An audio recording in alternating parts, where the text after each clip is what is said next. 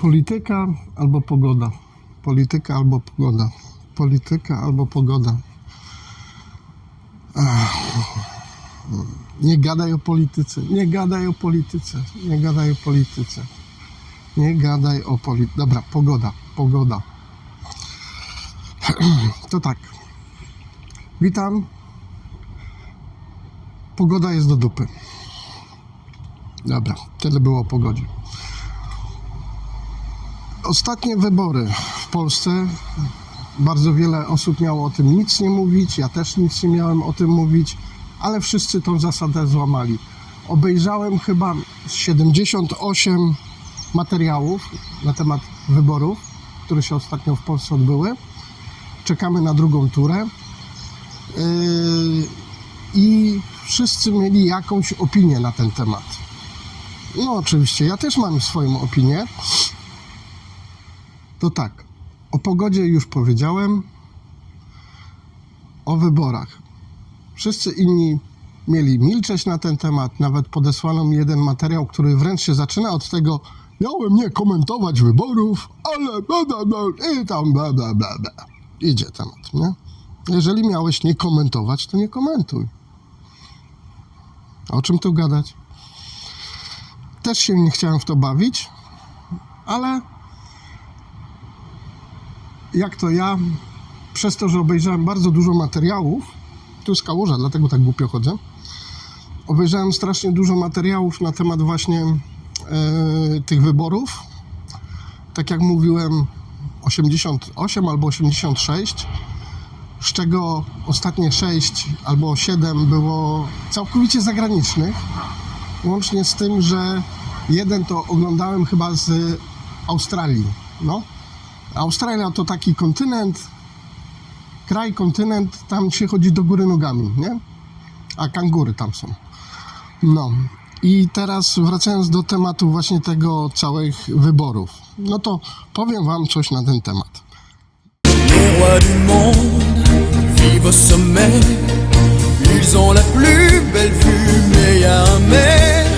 Ils ne savent pas ce qu'on pense de en bas. Ils ne savent pas qu'ici c'est nous les rois. Les rois du monde font tout ce qu'ils veulent. Ils ont du monde autour d'eux, mais ils sont seuls. Dans leur château, là-haut, ils s'ennuient. Pendant qu'en bas, nous on danse toute la nuit. Nous on fait l'amour, on vit la vie, jour après jour, nuit après nuit. À quoi ça sert d'être sur la terre si c'est pour faire au village? C'est que le temps c'est comme le vent, pour vivre y'a que ça d'important. On se fout pas mal de la morale, c'est bien qu'on fait pas mal. Les rois du monde ont peur de tout. C'est qu'ils confondent les chiens et les loups. I teraz. Pogoda się psuje, bo właśnie na to czekałem, ponieważ miałem mieć skrajnie nieprzyjazne warunki do kręcenia wideo, żeby był szum w kamerze, no bo pogoda jest naprawdę brzydka, jest około 13 stopni, chyba nie więcej, do tego wieje wiatr i cały czas zacina wiatrem, deszczem zacina, a wiatr mu pomaga. Miała być brzydka pogoda. Jest troszeczkę ładnie, ale idzie już brzydka chmura, więc teraz będę mówił serio, co o tym myślę. Do wszystkich tych, którzy tam rzucali komentarze na temat, bo ludzie tak głosowali, a srak, to jest temat w ogóle nie do ruszenia. Nie rozumiem, dlaczego w ogóle się wypowiadacie na takie tematy. Czy nie wiecie, co to jest demokracja? Co leży u podstaw demokracji? Wolny wybór. Ja myślę, że właśnie ludzie sobie tak zagłosowali, koniec i kropka. Po co tu się wytrząsać? Czyżby nagle się okazało, że poszliśmy na wybory i co? Na liście kandydatów jest więcej niż jedna osoba? Jest więcej niż jedna kratka do skreślenia? A w dodatku co się dzieje, kiedy nie wygrywa nasz kandydat, na którego myśmy głosowali? To wszyscy inni są idiotami. Wszyscy inni się nie znają, nie wiedzą, nie rozumieją. W ogóle syf, malaria, niepokój, bida i nędza. Bo ten mój kandydat, to on by wszystko dał, on by to wszystko zrobił. Partii, która reprezentuje, załatwiłaby wszystko. Skończyłoby się płacenie podatków, skończyłoby się epidemii, w ogóle by nie było. Nie byłoby problemu z COVID-em. W ogóle nie byłoby żadnych problemów, no. Taka to super partia by była, no. I teraz ta partia super by zagwarantowała naprawdę to, że na przykład by rozwiązała całą problemy ze służbą zdrowia, to teraz by lekarze biegali po ulicach i łapaliby ludzi, żeby ich leczyć. Bo by zniknął problem ze służbą zdrowia. Wiele innych cywilizowanych bardziej krajów się boryka ciągle z tym problemem, borykać się będzie. Tak jest zbudowany nasz świat. Czy rozwiążą inne aspekty społeczne? Nie rozwiążą. Nie ma rządu, który przyjdzie i zadowoli wszystkich. Nie istnieje coś takiego. Czy rządy będą dalej kraść, okradać i brać w łapę? Będą. Nie ma rządu, którego tego nie robi. Bo jeżeli mówi, że tego nie robi, to znaczy, że kłamie. To tak jak jest sypianie z psami. 90 czy 80% właścicielów psów od razu mówi, że tak, psy ze mną śpią w nogach albo w łóżku śpią, a 10 lub 20% po prostu kłamie. Tak jest z polityką też. Więc tutaj się nie ma naprawdę na czym rozsądzać, bo akurat ten mój to gówno prawda. Nie ma i nie będzie. Nie ma się na czym tutaj roztrząsać. A walenie tych tematów w internecie i w telewizji, bo tutaj taka grupa głosowała, bo miała na to ochotę i tak zagłosowali, proszę to uszanować. Jeżeli tego nie rozumiecie, to się w ogóle nie wypowiadajcie. Nie ma sensu w ogóle dalej dyskusji na ten temat, jeżeli ktoś wychodzi z takiego założenia. Były wybory, ludzie wybrali, trudno. Taki wybór większości, to się nazywa demokracja.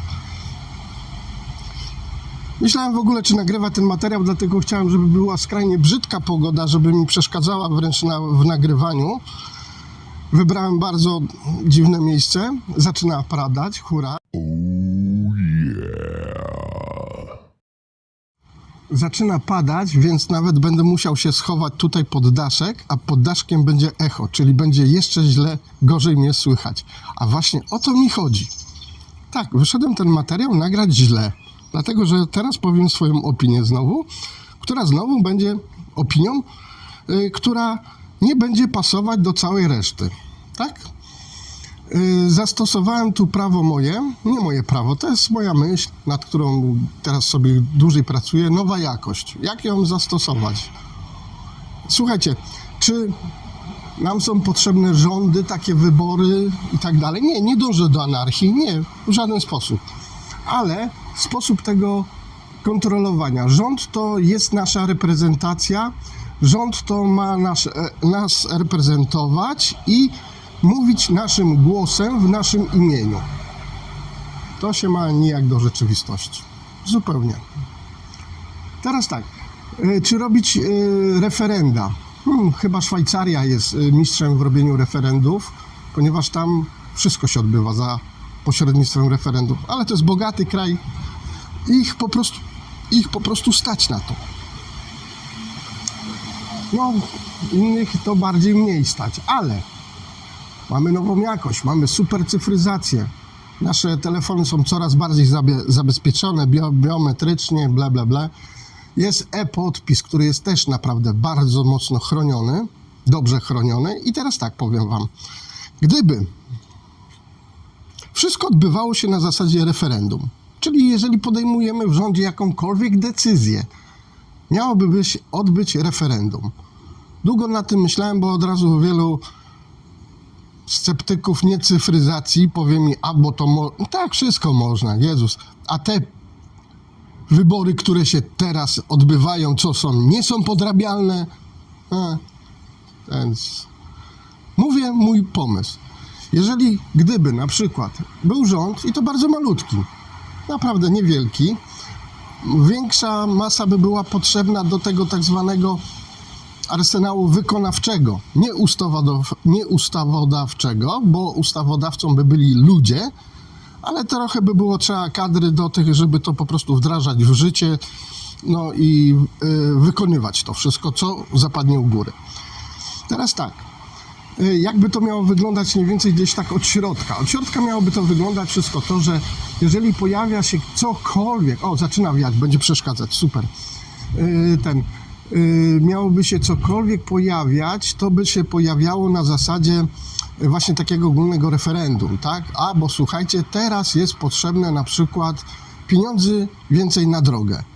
I robimy referendum. Teraz ludzie dostają komunikaty na temat właśnie, że taka rzecz ma się odbyć, powiedzmy robimy sobie na to 3 dni i ludzie mówią tak, nie lub w innej formie, ewentualnie zgłaszają swoje propozycje, swoje problemy. Dobra. I dostają tego wynik. I rząd wie, jak ma robić, bo widzi większość, widzi statystyki. Można tam jakieś, powiedzmy, założenia wyjściowe dać rzędu, że na przykład referendum jest ważne, jeżeli posiada, dajmy na to, między 30 a 35% uprawnionych do głosowania i wtedy takie referendum przechodzi i wtedy rząd wykonuje to, co właśnie chcieli ludzie, tak? Reszta mogła nie głosować albo no w tym wypadku oddać głos nieważny by było trudno. Kolejny problem z głowy. I teraz co? Odbywa się to i teraz właśnie tak ten rząd zaczyna realizować to, co ludzie zadecydowali. Jakby miał ten rząd wyglądać? Ten rząd by miał wyglądać, że byłby na pewno jakiś prezydent, ktoś, główna postać, która by nas to reprezentowała, czy na forum zagranicznym, międzynarodowym i tak dalej. Jakby miał być wybierany? Nie, przez żadną partię, przez żadne takie. Podejrzewam, że albo też na zasadzie ogólnego referendum, ale to by było strasznie trudne, ale można byłoby zadać taki klasyfikacja taka cyfrowa, że po prostu chętni do takiego urzędu prezydenta czy kogoś by się tam wpisywali. I od góry na dół by była tabela punktów, które by musieli spełnić. Na przykład wiek między tym a tym, status społeczny, czy reprezentują jakieś skrajne poglądy lewicowe lub prawie, od razu by byli skreślani. Oni mają reprezentować wszystkim, czyli jakąś średnią, a nie skrajnie lewą, skrajnie prawą lub skrajnie górną lub dolną, tak? Mają reprezentować średnią, więc uśredniamy to i taki właśnie człowiek, który by się na to łapał, by był nominowany na to stanowisko, jeszcze raz mówimy, nominowany, co nie oznacza, że nagle on się stał Bogiem państwa. On jest tylko od podpisywania, obecnie mamy takiego od podpisywania papierów, ale niestety nosi znamiona mocno upolitycznionego człowieka, więc jest to jest. A tak tamten by był po prostu tylko od wykonywania woli ludu, woli ludzi w tym państwie. Chcecie teraz tak? Robimy tak. Chcecie tak? Robimy tak. Koniec i kropka. Nie ma tutaj żadnej dyskusji na ten temat. Pozbywamy się całego Sejmu, Senatu i tych wszystkich innych instytucji, których mi się teraz wymyślać nawet nie chcę przypominać nas, ale jest tego trochę. I mamy właśnie takie bardzo prostą sprawę. Oczywiście mógłby być otoczony jakimiś doradcami, ale ci doradcy mogliby mówić na temat właśnie działania tych podstawowych struktur działania państwa, a nie w to, co mamy wierzyć w tym państwie. Czyli po prostu najprostsza rzecz. Ludzie chcą, żeby cukier był po 3 zł. Proszę, cukier jest po 3 zł. Ktoś może mu z tych z boku powiedzieć, słuchaj, ale nie da się, żeby ten cukier był po 3 zł, ponieważ realny koszt wytworzenia jego jest na przykład 3,50, rolnik musi na tym zarobić, ktoś po drodze jeszcze, no nie da się, no dobra, no to wtedy zaczynamy rozmowę, debatę na ten temat, ale też klik, słuchajcie, bo to nie przejdzie, musi kosztować tyle. Normalna zasada działania. Teraz czy mogłyby istnieć partie polityczne? Pewnie, że tak. Kluby mogłyby istnieć zrzeszających ludzi o podobnych poglądach, ale nie mają żadnego realnego wpływu na mechanizm głosowania lub podejmowania decyzji wyżej. Dlaczego? Mówię, tłumaczę już na pierwszym przykładzie. Teraz pozostało 2 kandydatów i teraz zaczął się cyrk z tymi, którzy też startowali, zdobyli jakieś poparcie i oni mówią, to moi poprą tego i tego, a tamten mówi, a moi poprą tego i tego. A skąd człowieku wiesz, że oni, ludzie pójdą i zagłosują tak, jak ty chcesz? Czyli co, jesteśmy dalej jakimiś bezwolnymi baranami, bo tamci to są na pewno barany, ale moje barany są lepsze moje barany, bo one zagłosują tak, jak ja im powiem. A nie wpadło ci do głowy, że zagłosują inaczej? Nie, bo to jest jego portfel, jego ludzie i on sobie nimi rządzi jak chce, w lewo i w prawo i oni mają gówno do gadania. Tak wynika właśnie z tych analiz. Moja propozycja jest jedna. W każdym momencie, na każdym szczeblu, czy wyborów, czy podejmowania decyzji, każda grupa społeczna ma prawo sama decydować o tym, jak, kogo i w co zagłosuje. Dzisiaj rano wstałem, podoba mi się partia na P, głosuję na P. Jutro wstanę, przemyślałem to wybieram partię też na P. Żart, nie? P na P. I tak miałoby to wyglądać. Czyli jeden człowiek, jeden głos, jeden cyfrowy podpis. Bez żadnego smyrania się tam z rządowymi jakimiś ustawkami, z rządowymi jakimiś sprawami. Koniec, prosta sprawa. Zamyka się tu temat. Oczywiście są jakieś tam wyjątki z tej całej reguły, by były oczywiście co z osobami, które mają prawo głosu, ale no nie za bardzo to wszystko ogarniają. Jest oczywiście na to bardzo prosty sposób, słuchajcie. Można zrobić to dokładnie tak, jak się to odbywa w przypadku dzieci, tak? Kiedy dzieci utracą, dajmy na to, rodziców i są kierowane przede wszystkim pod opiekę rodziny. I tak się dzieje. Później następne są, że sąd może zamiast rodziny wyznaczyć opiekuna prawnego. I wchodzi tutaj w sąd. Czyli po prostu decyzją sądu można przekazać taki głos cyfrowy członkom rodziny. Jak najbliżej, bo ta rodzina najlepiej zna tą osobę, zakładam. A jeżeli nie, sąd powie, kto za taką osobę mógłby głosować. Ale na pewno nie jakieś kluby, nie partie zrzeszające ludzi, którzy teoretycznie myślą w tym samym kierunku i swoją wolę chcą narzucać innym. Trochę to śmierdzi anarchią, wiem, ale każdy się podpisuje pod tym, że wolność wyboru, demokracja, równe... tak? A jeżeli naprawdę byśmy oddali taką wolną demokrację i wszystko w ręce ludzi i mieliby naprawdę głosować według swojego widzimisię, a nie według widzimisię partii albo innych ugrupowań, które reprezentują. Bo mówię, bo to, co obejrzałem w telewizji, to przerzucanie się teraz tematami typu a bo ci głosowali tak, a bo ci głosowali. Głosowali, bo tak chcieli. Odwalcie się od ludzi. Tak trudno podjąć decyzję, to, że jest więcej niż jeden kandydat, to, że na liście do głosowania jest więcej niż jedna kratka i co? I w końcu, jak ktoś zagłosuje inaczej, to jest głupiek i tak dalej, o, bo on się nie zna. Kto wam dał gwarancję, że wasz kandydat się naprawdę zna na wszystkim i naprawdę na wszystko zna rozwiązanie, jest lekiem na każde zło? Kto wam dał na tę gwarancję? Bo tak powiedział? Ludzie nie takie rzeczy mówią, chcąc zarobić i idąc po kasę. Więc mówię, patrząc na nową jakość, na cyfrowe rozwiązania, czemu by nie stworzyć takiego czegoś, takiego modelu? Że rząd to by był naprawdę tylko od wykonywania tego, co chcą ludzie, a całkowicie decyzję oddać w ręce ludzi. Po co nam pośrednicy? Za nich się zazwyczaj za dużo płaci. Przykład? Rolnik i to, co rolnik wyprodukuje. Ile płacimy za to w sklepie i kto najwięcej na tym zarabia? Rolnik? Nie. Pośrednicy. Nawet okazuje się, że nie sklepy, a pośrednicy najwięcej na tym zarabiają. Więc w takim razie, czy są nam potrzebni pośrednicy podczas wyborów i podejmowania decyzji co do naszego przyszłości, co do naszego życia w kraju jakimś, jak ten kraj ma iść jakąś drogą, co robić, jak podejmować decyzje? Może co, głosowania? Takie powszechne referenda. Nie takie bardzo otumanione polityką i granicami i tak głosujcie, tak nie podpisujcie, tak róbcie. Nie, krótkie, na zasadzie.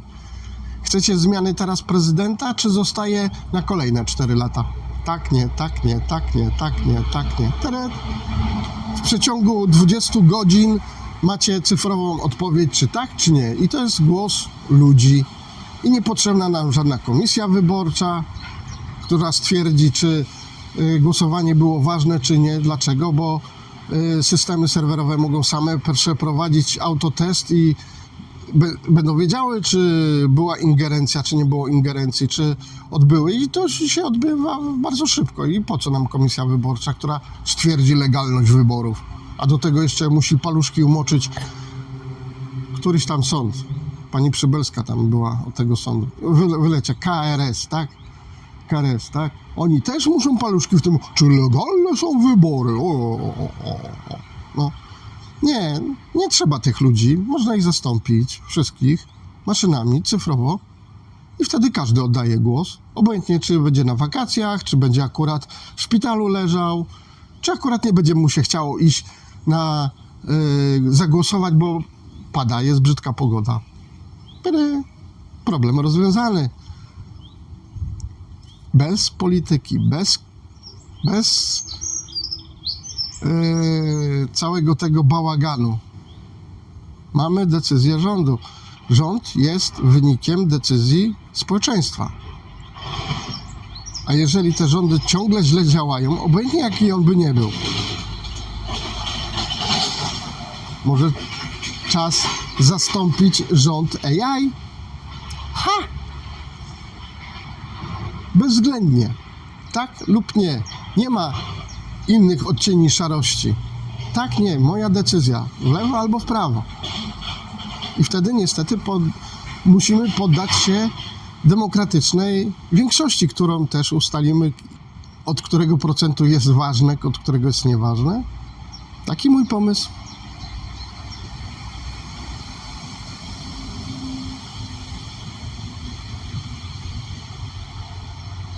Nie będę dalej komentował tych wszystkich wydarzeń, bo obejrzcie sobie.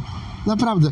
I zwróćcie uwagę na to, że właśnie cała rozmowa tych wszystkich ludzi odbywa się na zasadzie, bo ci głosowali tak, a nie tak, a ci głosowali tak, a nie tak, a tam ci głosowali, a ta grupa tak głosowała. Głosowali tak, bo mieli do tego prawo i taką podjęli decyzję. Jeżeli nie umiecie tego uszanować, nie nadajecie się do demokracji, nie nadajecie się do życia wspólnie w społeczeństwie. Po prostu wybory innych, jeżeli jest większość, trzeba uszanować. Bo w innym wypadku to jest dyktatorzy. Jezus, mój język siada tutaj przez ten niemiecki. Ale tak to wygląda, niestety. Czy warto byłoby ich właśnie zastąpić takimi ogólnymi referendami, które by stanowiły zawsze prawo wyboru większości? Pewnie, że tak. Tańsze to by było? O, dużo tańsze. W końcu premier albo prezydent danego państwa by był przedstawicielem naprawdę naszej decyzji. Wysyłamy takiego naszego prezydenta na jakieś spotkanie międzynarodowe i teraz on nie jedzie tam reprezentować siebie i dajmy na to pomysły swojego ugrupowania politycznego, tylko jedzie z jasnymi wytycznymi. Słuchaj, na tym spotkaniu, czy tam ONZ, czy jakiś tam OPEC, inny, masz powiedzieć, że my jako Polacy nam się to nie podoba, jesteśmy za tym, a za tym jesteśmy przeciwko. Koniec i kropka. Wychodzę, do widzenia, ponieważ ja tu przyjechałem reprezentować moje państwo, moich ludzi, moje społeczeństwo, nie moje. Oni mnie na to namaścili, a nie, że tu przyjechałem z własnymi przekonaniami i będę wam teraz mówił, co mi się bardziej podoba lub nie podoba, a oni i tak będą myśleć tak, jak ja im powiem. Ale pojechałem, co?